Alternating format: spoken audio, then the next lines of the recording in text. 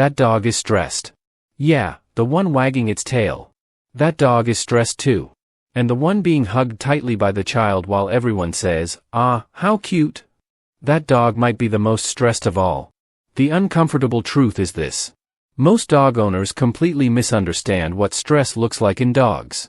Because the signs are rarely dramatic in the beginning. They do not start with barking. They do not start with growling. And they definitely do not start with biting. They start quietly. A glance away. A yawn. A stiff body. A lick of the lips.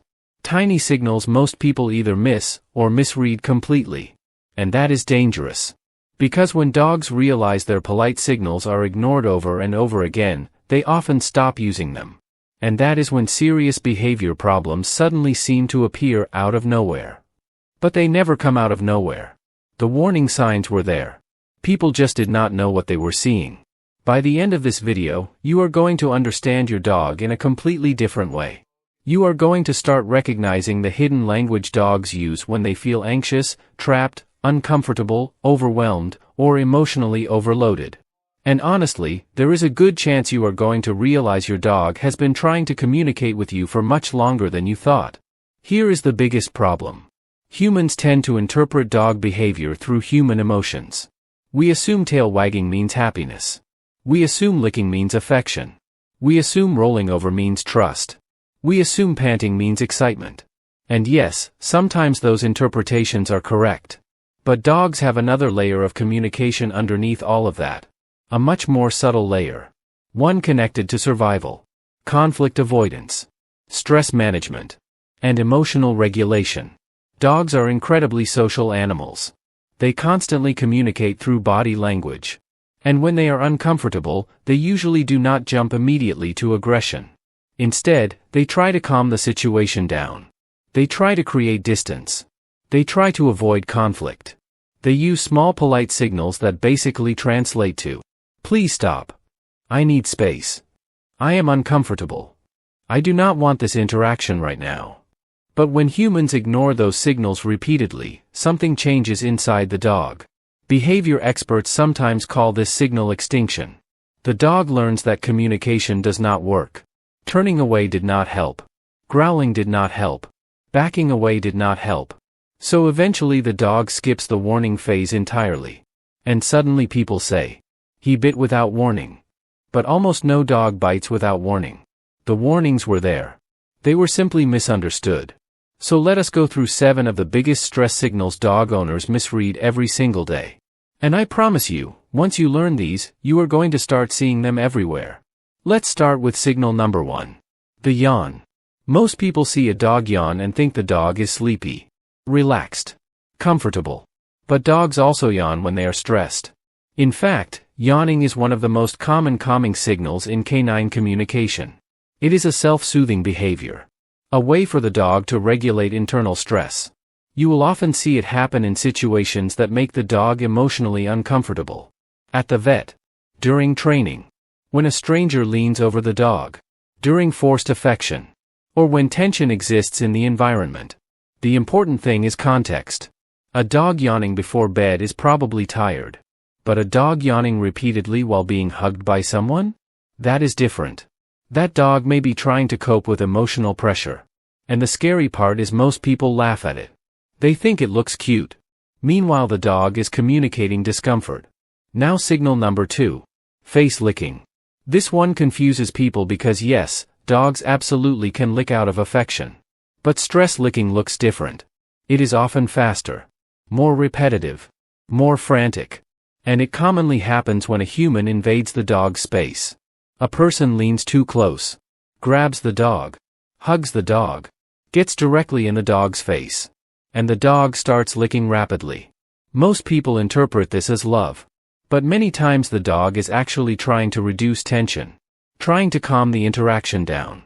Trying to make the human back away.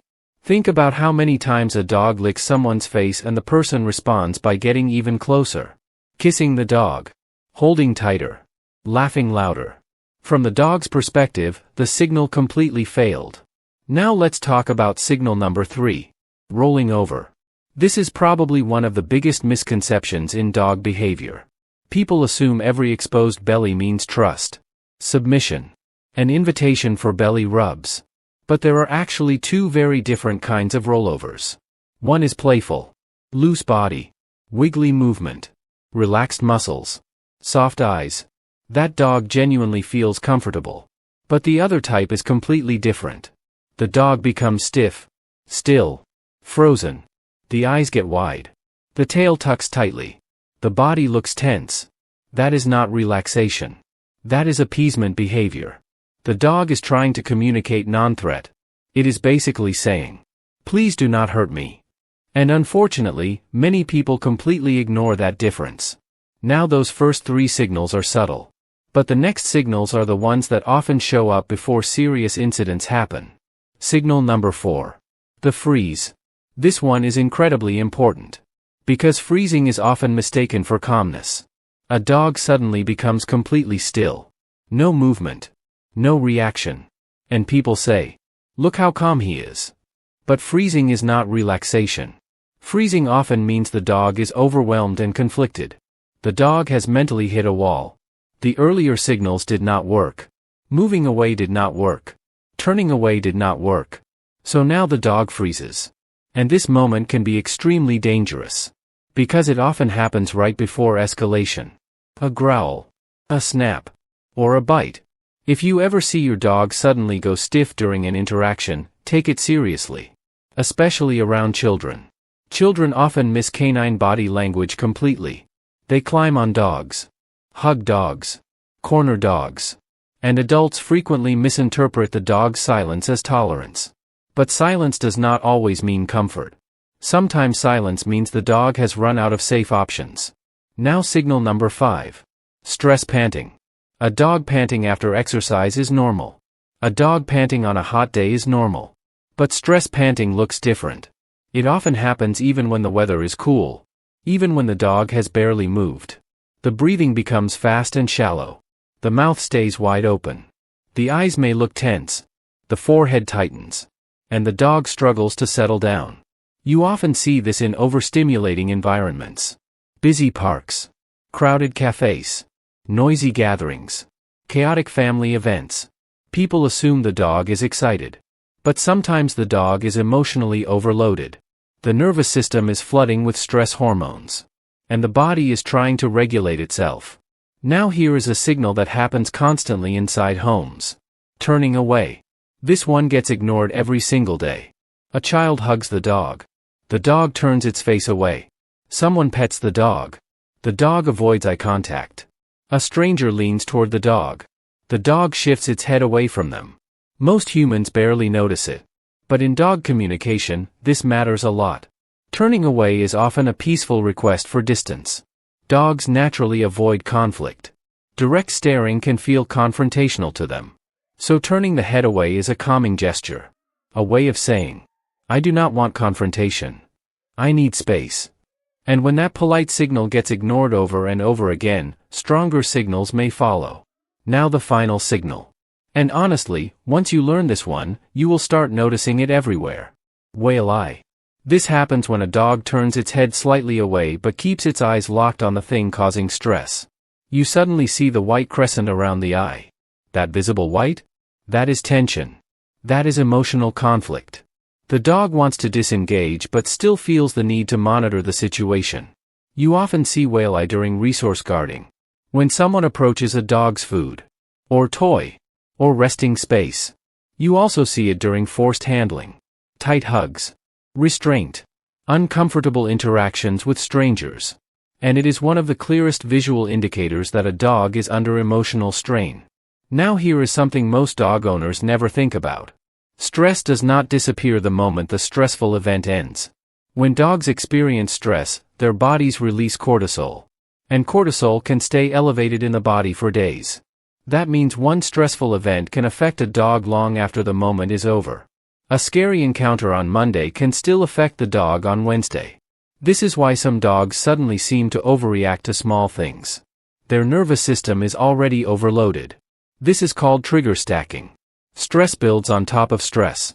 And eventually the dog reaches emotional exhaustion. So what should you actually do when you notice these signals? First, Slow down. Observe. Do not immediately overwhelm the dog with loud reassurance. Stay calm. Lower your energy. Watch what the dog does next. Second, create distance. Distance is incredibly powerful for stressed dogs. More space often means less pressure. And less pressure gives the nervous system room to regulate. Third, help your dog decompress after stressful experiences. Quiet walks. Sniffing activities. Low stimulation. Rest. Predictability. These things matter more than most people realize. And finally, here is the part that behavior experts worry about most. The quiet dogs. Not the loud reactive ones. The silent ones. The dogs that stopped signaling altogether. The dogs that learn nobody listens. Sometimes this develops into something called learned helplessness. The dog still feels stress. Still feels fear. Still feels discomfort. But it no longer believes communication changes anything. And that is heartbreaking.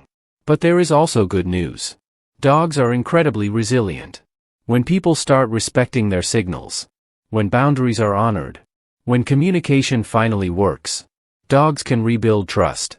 They can relax again. They can feel safe again.